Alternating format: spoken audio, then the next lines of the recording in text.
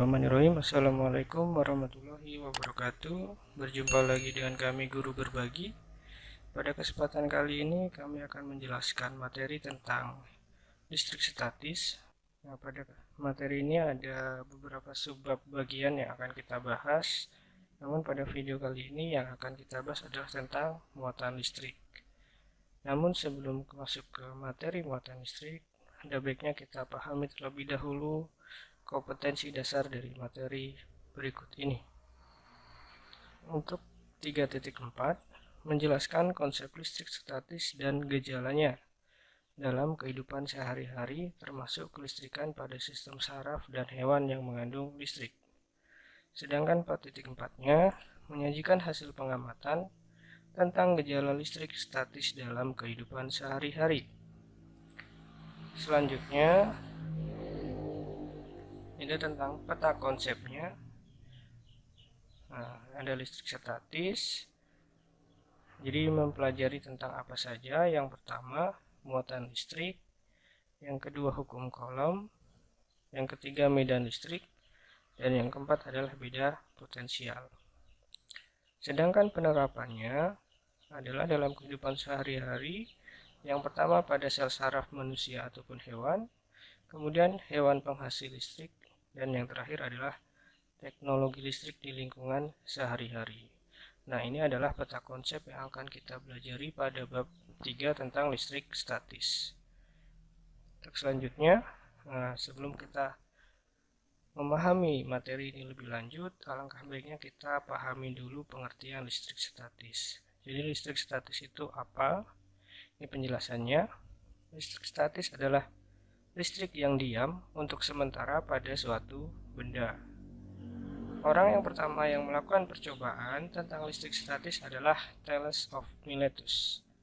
Nah, ini adalah foto beliau. Kemudian ia menggosokkan batu ambar dengan kain wol.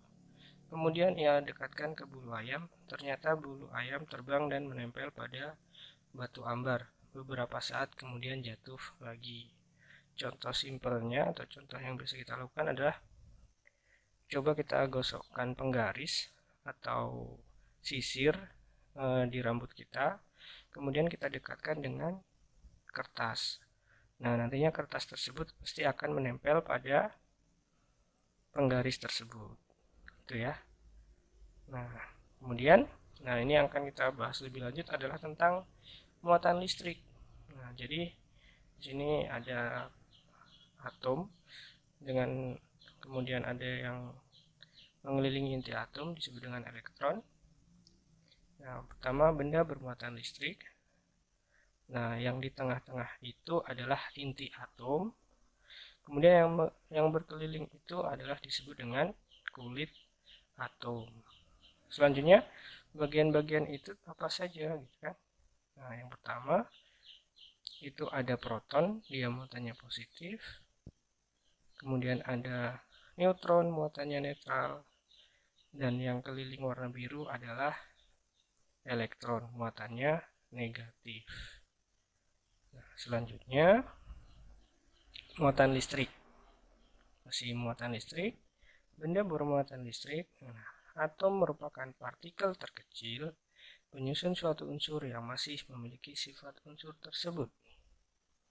Atom terdiri dari partikel yang jauh lebih kecil yang memiliki sifat sendiri. Sedangkan partikel tersebut adalah proton, neutron yang terdapat dalam inti atom, dan elektron yang mengorbit inti dengan lintasan tertentu atau disebut dengan kulit atom. Nah, proton memiliki sifat bermuatan listrik positif dan elektron memiliki sifat bermuatan listrik negatif. Sedangkan neutron memiliki sifat yang netral. Besar muatan listrik pada proton dan elektron adalah sama. Atom yang netral memiliki jumlah proton dan elektron yang sama. Sedangkan suatu atom akan memiliki muatan listrik negatif jika atom tersebut kelebihan elektron. Dan atom akan bermuatan positif jika kekurangan elektron.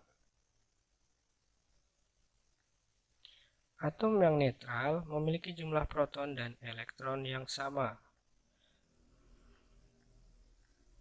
Bila suatu atom mendapat tambahan elektron dari atom lain, maka atom tersebut menjadi kelebihan elektron atau menjadi bermuatan negatif. Nah, jika suatu atom kehilangan elektron, bagaimana? Maka atom tersebut menjadi kekurangan elektron dan akan bermuatan positif. Nah, ini contoh muatan listrik yaitu menggosok dua jenis benda. Nah, dua buah benda tertentu jika saling digosok, maka kedua benda akan bermuatan listrik. Contohnya, ada balon dengan kain wol, kemudian kaca dengan kain sutra, mika dengan kain wol, kemudian mika dengan kain sutra. Nah, ini ada beberapa contohnya. Yang pertama, balon dengan kain wol. Nah, gambar di samping nih. Nah, ini adalah balonnya, kemudian ini kita misalkan kain wol. Nah, balon jika kita gosok dengan kain wol, maka elektron berpindah dari kain wol ke balon tersebut. Sehingga balon menjadi bermuatan listrik negatif dan kain wol bermuatan listrik positif. Nah, ini kan bisa dilihat kain wolnya bermuatan positif, kemudian balonnya bermuatan listrik negatif. Nah, sifat negatifnya lebih banyak kan gitu. Kemudian contoh selanjutnya, kaca dengan kain sutra. Di sini contohnya ada kaca, kemudian yang kuning ini adalah kain sutranya. Nah, bila kaca kita gosok dengan kain sutra, elektron berpindah dari kaca ke kain sutra, sehingga kaca menjadi bermuatan listrik positif. Nah, ini sementara kain sutra bermuatan listrik negatif. Nah, ini yang selanjutnya adalah sifat muatan listrik. Dua buah benda bermuatan listrik memiliki sifat sebagai berikut. Yang pertama, jika muatannya sama akan saling tolak menolak. Contohnya nih. Nah, ini muatannya sama, positif dengan positif, maka akan tolak menolak. Yang kedua, jika muatannya berbeda, maka akan saling tarik menarik. Antara positif dan negatif, maka akan saling tarik menarik atau berbeda jenis. Lalu bagaimana kalau muatannya negatif dengan negatif? Sama, dia akan tolak menolak karena sama muatannya kan, negatif dengan negatif atau sama dengan positif dengan positif.